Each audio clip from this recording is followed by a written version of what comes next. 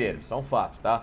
Agora, nessa linha, eu ainda vou um pouco na questão do Flamengo, pelo seguinte, por mais que o Flamengo esteja em baixa, por mais que o Flamengo hoje, de fato, não traga sob o olhar daquele cara mais romântico, como é o Sormani, aquele futebol mais vistoso, tudo mais, etc., mas esse é o time que ainda melhor decide em situações em que ele é colocado em sinuca de bico no Brasil. De 2019 para cá, desde que esse time começou a empilhar campeonatos, Libertadores, o próprio Campeonato Brasileiro, que não é de pontos corridos, que não é de mata-mata, mas é um campeonato em que, em reta final, o Flamengo soube como muito bem decidir. O Flamengo vem empilhando aí Supercopa, Recopa, as chegadas em campeonatos mais longínquos que ele avança. Para mim, o Flamengo, ele ainda é um time em que ele melhor decide e tem mais frieza em relação aos grandes concorrentes aqui no Brasil, na minha modesta opinião. É um time que tem um elenco que ele foi formado recentemente com esse preparo decisivo mais apurado.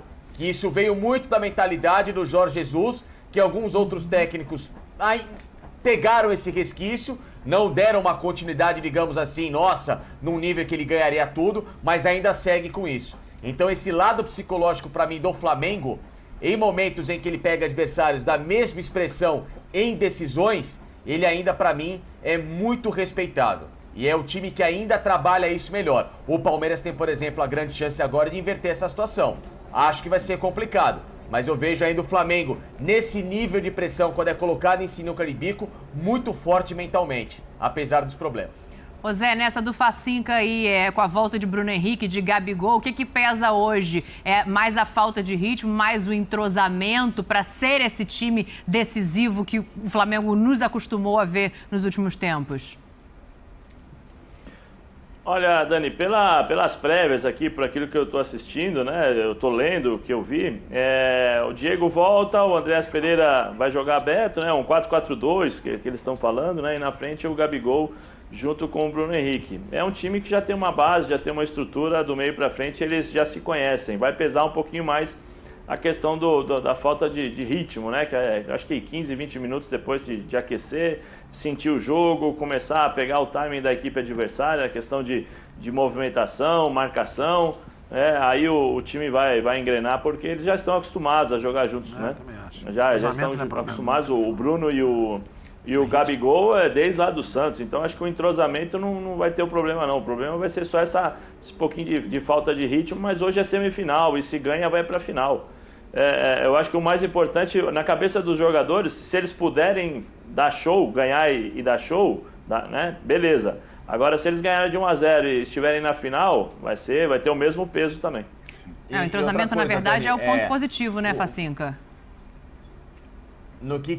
Por exemplo, no que eu ainda me apego, além do entrosamento, claro, e isso tem uma diferença nesse momento para decidir, mas no que eu me apego em relação ao que eu falei. O Flamengo é o time que, ainda jogando mal, ele consegue resultado. Na semana passada, contra o Atlético mesmo.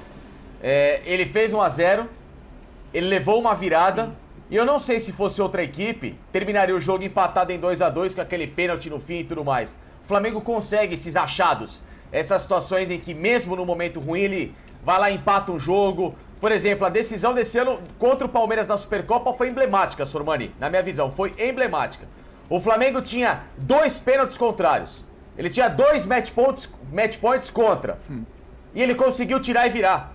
Outra equipe tinha perdido. O Flamengo tem esse poder de, num momento muito, que você coloca ele numa situação quase dado como morto, ele ressurge. A final contra o River Plate, por exemplo, o Flamengo consegue 2 gols no fim do jogo, numa situação quase que todo mundo já tinha largado, e ele foi lá e consegue a situação. Então assim, o Flamengo tem esse poder. O Atlético Mineiro que você citou, talvez se fosse o Flamengo contra o Palmeiras na semifinal, tinha buscado um segundo gol no fim e tirado o Palmeiras. O Atlético não teve essa força, o Atlético não teve esse mental.